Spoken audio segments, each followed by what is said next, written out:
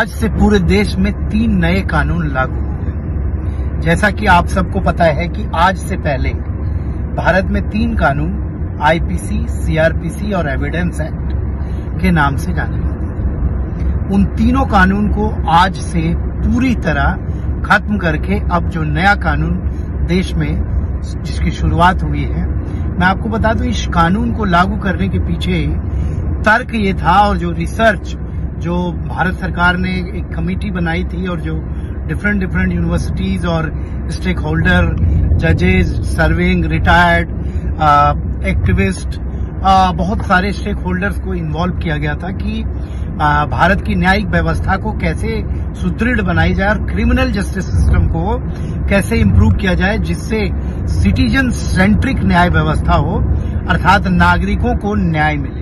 मैं आपको बता दूं, जो आज से 3 नए कानून लागू हुए हैं, उन तीनों कानून की जो सबसे बड़ी विशेषता है वो ये है कि अब आपको इंडियन शब्द इन तीनों कानून में नहीं मिलेंगे। अब आपको भारतीय, मतलब आप फील करेंगे इस कानून को पढ़ने के बाद कि अब आप भारतीय की जो भावना है वो अब इस कानून में उसकी शुरुआत हुई है। इन तीनों कानूनों को लागू करने के पीछे जो सरकार की मंशा और जो वर्तमान सरकार जो लेके आई है, मांग तो काफी वर्षों से थी। आजादी के बाद से ही मांग की जा रही थी कि भारत में जो अंग्रेजों द्वारा बनाए गए कानून हैं उनको खत्म किया जाए, लेकिन किसी सरकार ने उतनी हिम्मत नहीं की और उतनी रिसर्च और उतने बड़े लेवल पे स्टेक होल्डर्स को इन्वॉल्व नहीं कर पाई कि जो अंग्रेजों द्वारा बनाए गए 163 साल पुराने कानून थे उनको बदला जाए। अब मैं आपको बता दूं कि आज जब वकील कोर्ट में जाएंगे या अगर आप कोई किसी मामले में मुजरिम है या आपने कोई एफआईआर करवाई है तो पूरी व्यवस्था जो है परिवर्तित होगी। हाँ, लेकिन जो एफआईआर 1 जुलाई 2024 के पहले तक रजिस्टर्ड हुई है, उन सारी एफआईआर की जो प्रोसीडिंग है, जो उनमें सेक्शंस है, वो आईपीसी, सीआरपीसी और एविडेंस एक्ट के तहत ही चलेंगे।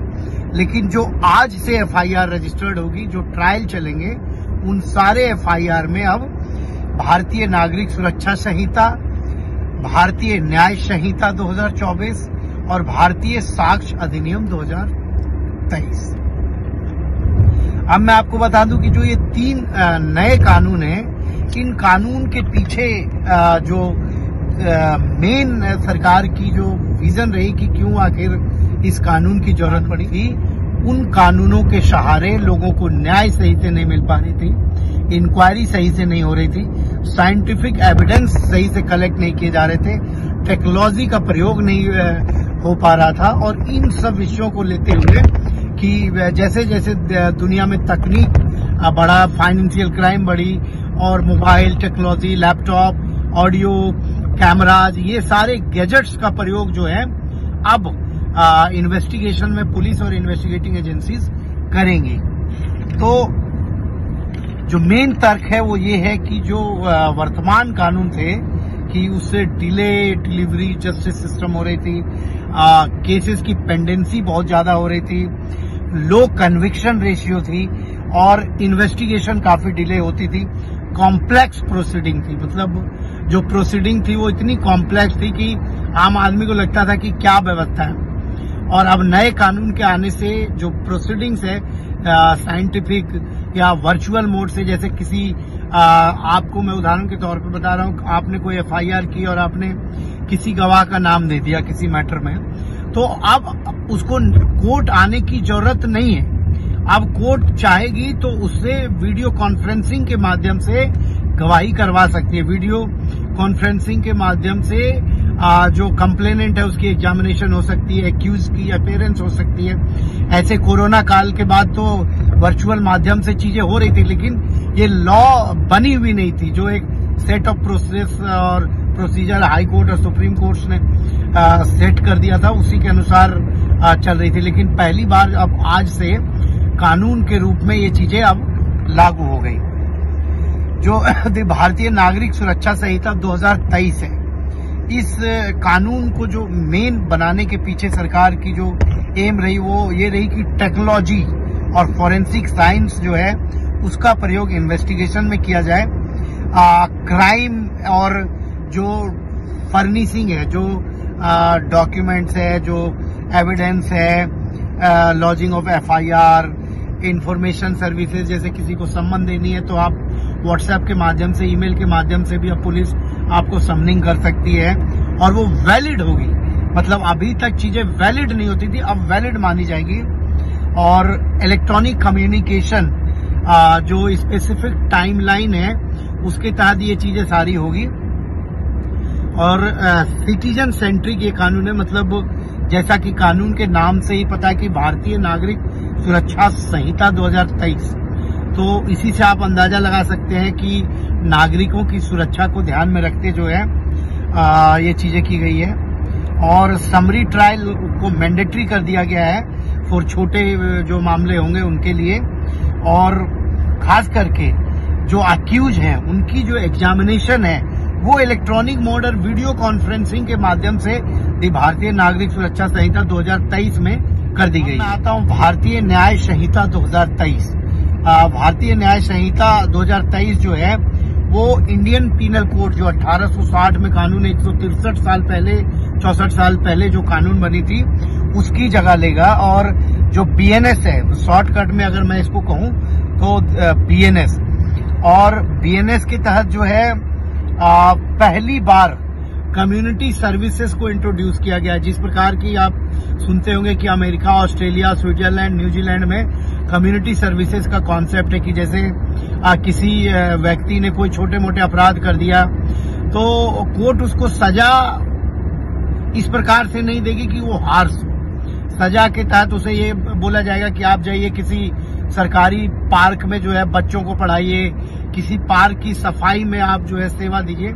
इस प्रकार की कम्युनिटी जो सर्विसेज है उसको इंट्रोड्यूस किया गया है और भारतीय न्याय संहिता इसका नाम दिया गया, मतलब न्याय। और सबसे बड़ी बात है कि सरकार ने ये जो कानून बनाई उसमें इंडियन शब्द को हटा दिया और इससे कई लोगों की नाराजगी भी है, क्योंकि उनका मानना है कि मतलब इसमें हिंदी को जो है वो प्रायोरिटी दी गई है। अब और एक सबसे बड़ी बात है कि ऑफेंसेस अगेंस्ट जो विमेन एंड चाइल्ड है उसको बहुत स्ट्रिक्ट किया गया है। मतलब पहले आपको याद होगा कि 354, 376 वो सारी चीजें अब आगे कर दी गई है, मतलब जो सेक्शंस है वो पहले कर दिए गए। उस विषय पे मैं डिटेल में एक एक वीडियो बनाऊंगा हर सेक्शन के ऊपर। आज मैं तीनों कानून के बारे में बात कर रहा हूं कि तीनों कानून की जरूरत क्यों पड़ी और तीनों कानून की बेसिक एम्स एंड ऑब्जेक्ट क्या है। खास करके जो ऑर्गेनाइज्ड क्राइम और फाइनेंशियल क्राइम है, जैसे आपने देखा होगा कि आईपीसी में वो प्रोविजंस इतने स्ट्रांग नहीं थे कि जिससे एक ऑर्गेनाइज्ड क्राइम और फाइनेंशियल क्राइम, आप सबको पता होगा कि ऑनलाइन और साइबर फ्रॉड जो है ये पिछले कुछ वर्षों से पूरे विश्व में एक चैलेंज के रूप में सामने आया है। उसके इन्वेस्टिगेशन के लिए कोई सेट ऑफ कानून उस प्रकार, और भारत दुनिया का पहला ऐसा देश होगा जिसने साइबर क्राइम के ऊपर कानून और ऑनलाइन ट्रांजैक्शन और टेक्नोलॉजी बेस्ड लॉ को इंट्रोड्यूस देश में किया। ये पहला देश भारत है दुनिया का जो इस प्रकार का कानून इंट्रोड्यूस किया। और फाइन और पनिशमेंट को भी बढ़ाया गया। मतलब पहले आप देखते होंगे लोग हंसते थे कि 100 रुपए न्यायालय ने 100 रुपए का जुर्माना लगाया। अब वो चीजें नहीं होगी, अब 100 रुपए फाइन का जमाना चला गया, अब फाइन हैवी होगी। अब मैं आता हूं तीसरे कानून पे, भारतीय साक्ष्य अधिनियम 2023। जैसा कि शब्द से ही आप पकड़ सकते हैं, साक्ष्य मतलब एविडेंस। पहले ये इंडियन एविडेंस एक्ट थी, अब ये भारतीय साक्ष्य अधिनियम होगा। ये ध्यान रखने वाली बात है कि पहले इंडियन एविडेंस एक्ट थी और अब अधिनियम बन गई। दोनों में अंतर है, मैं आगे जिक्र करूंगा। और जो बीएसए है वो इंडियन एविडेंस एक्ट जो 1872 है उसको रिप्लेस करेगी।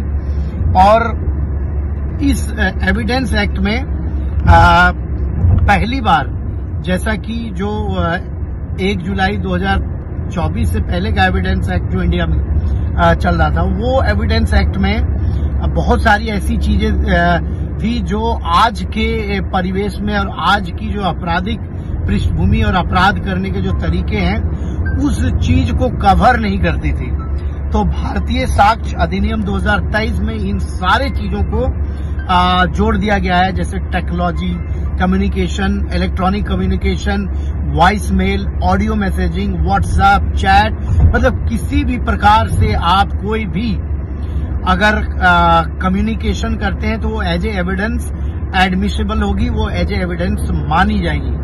उसके लिए आपको जो इंफॉर्मेशन टेक्नोलॉजी एक्ट के प्रोविजंस थे, उस प्रोविजन के तहत, लेकिन इस अधिनियम में आपको वो सारे चीज डॉक्यूमेंट के तौर पे जो है न्यायालय मानेगी कि अगर आपने किसी को व्हाट्सएप, चैट, फेसबुक या किसी भी प्रकार से माइक्रो ब्लॉगिंग साइट्स, इवन उस पे भी अगर आपने कोई चैट वैट की है तो ये एविडेंस के तौर पे मानी जाएगी। मैं तीनों नए कानूनों पे अलग अलग जो सेक्शंस हैं और इस कानून की क्या खामियां हैं, कानून की क्या एडवांटेजेस है, कानून को कैसे एक लॉ स्टूडेंट और कैसे एक आम आदमी आसानी से समझ पाए, इसलिए मैं इस वीडियोज को लगातार मैं कंटिन्यू रखूंगा इस विषय को। और मैं आज से मैंने इसकी शुरुआत की है और मैं कोशिश करूंगा कि 3 महीने में इन तीनों जो नए कानून लागू हो गए आज से, उसको मैं सभी तक वीडियो के माध्यम से पहुंचा दूं। एक बार मैं फिर से बता दूं, क्योंकि इस तीनों कानून के जो नाम है वो याद करने थोड़े अभी टिपिकल हैं, क्योंकि आप सबके मन में और हमारे भी मन में जो है इंडियन एविडेंस एक्ट, सीआरपीसी और आईपीसी, ये सारी चीजें बड़ी आसानी से याद हो गई थी, क्योंकि हमने बचपन से देखा, पढ़ा और सुना। अब मैं फिर से एक बार बता दूं कि आपको याद करने के लिए जो 3 नए कानून आज से लागू हुए हैं, द भारतीय साक्ष्य अधिनियम 2023, द भारतीय नागरिक सुरक्षा संहिता 2023 और द भारतीय न्याय संहिता 2023। तो ये 3 कानून है। दोबारा मैंने इसलिए नाम लिया ताकि आपको बार बार ये चीजें याद रहे। मैं अगले अंक में इस कानून की जो नई चीजें, जो धाराएं इसमें शामिल की गई है, उसको मैं कैसे आईपीसी से अलग है, सीआरपीसी से अलग है और एविडेंस एक्ट से अलग है, साथ विश्लेषण करूंगा। आप लीगल बाउंड्री को लाइक करें, शेयर करें, सब्सक्राइब करें। धन्यवाद।